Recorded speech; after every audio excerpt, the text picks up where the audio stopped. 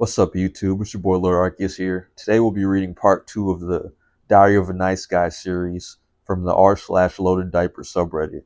If you guys haven't seen part 1, I'll pin it down below in the comments section. I recommend you go check that out first. It's pretty funny.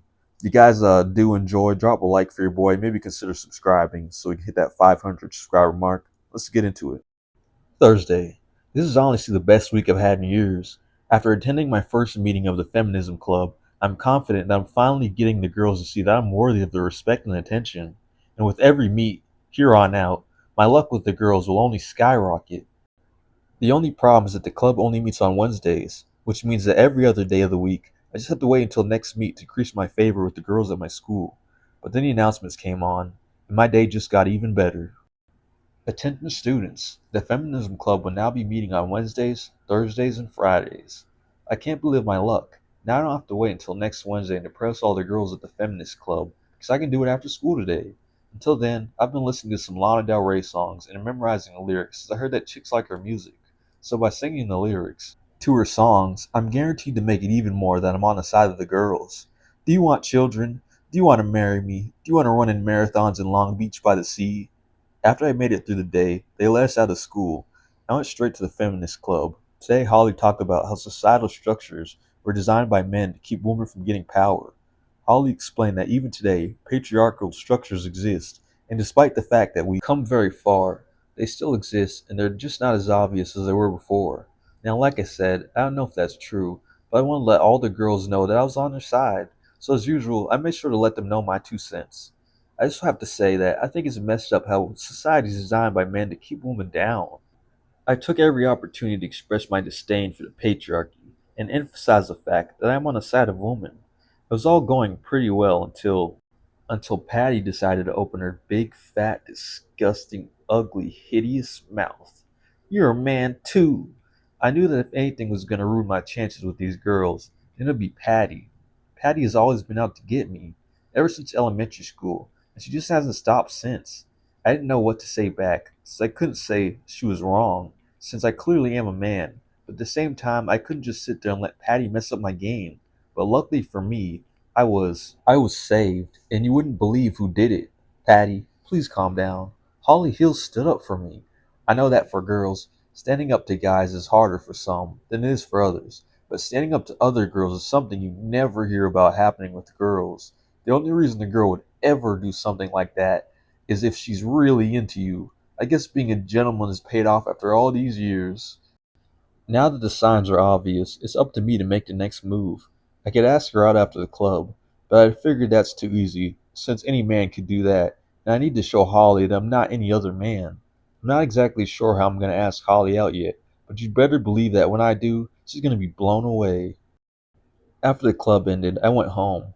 When I got home, I'd figured it'd be a good idea to look around and see if I could find something nice to wear for when I ask out Holly tomorrow.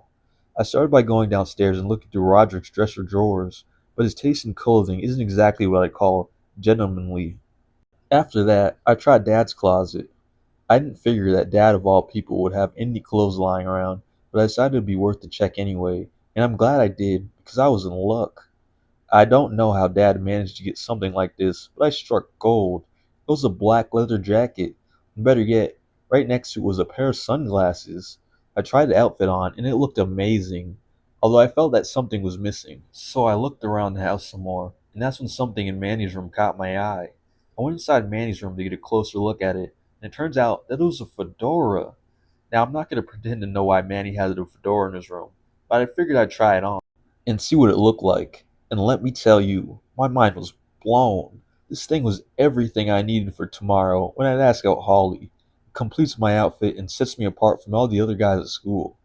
After that, all I needed was a bouquet of flowers for me to give to Holly.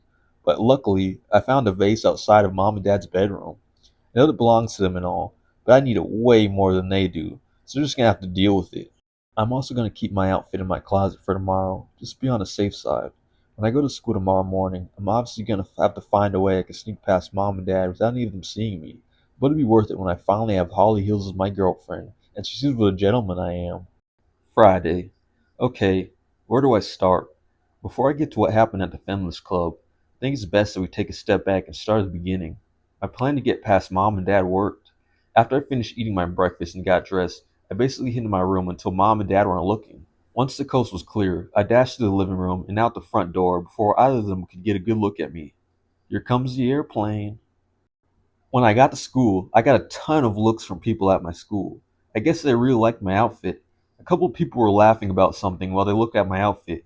Now, I don't know what it was they were laughing about, but the fact that they could multitask laughing about whatever it was while admiring my outfit is pretty impressive. Honestly, not much really happened during my classes, but in my English class, we started talking about poetry, and that's when I got a brilliant idea. I figured that there was no way Holly could resist a poem, so I got to work writing a poem to show Holly today at the Feminist Club. Dear Holly, my heart is red, and let it be said that I can't shake the thought of you. I know you feel the same way, for it is true that our love is meant to last.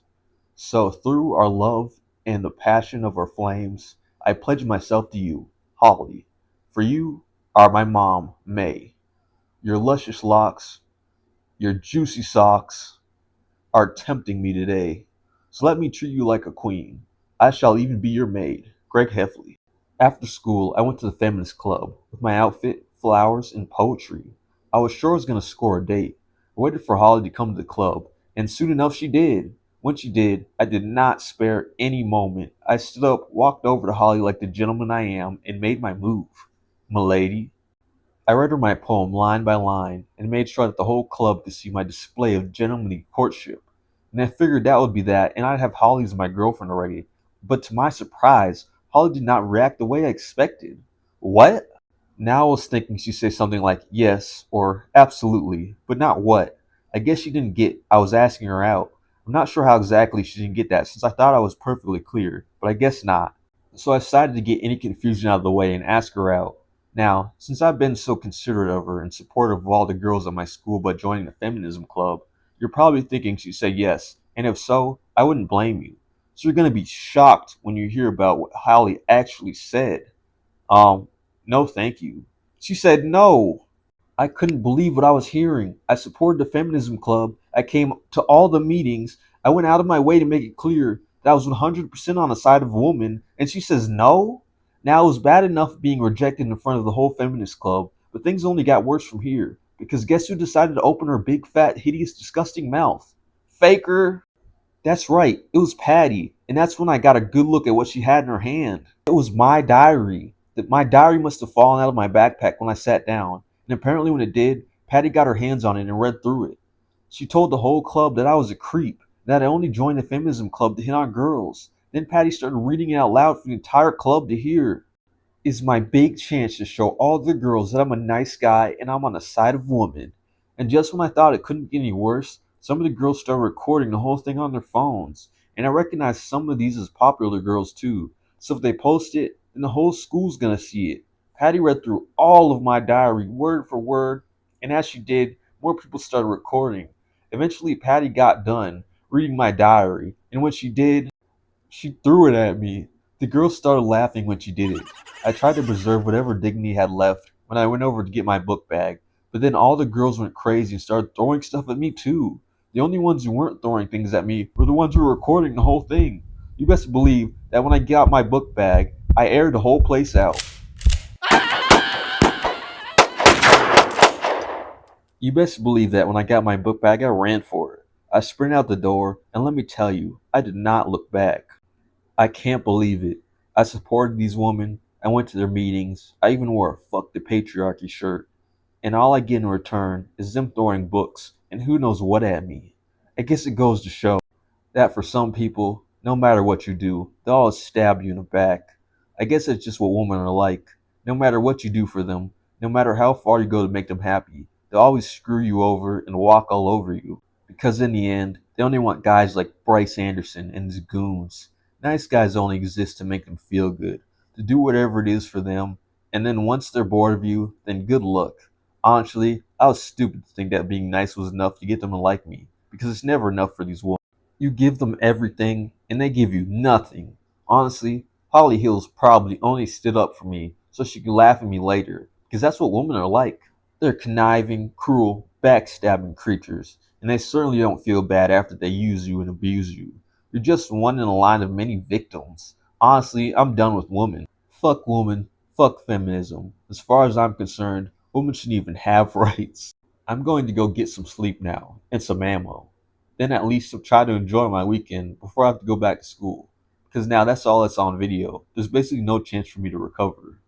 Alright, you guys, that's the end of the video. If you made it this far, drop a like for your boy. Leave a comment down below. You guys are legends.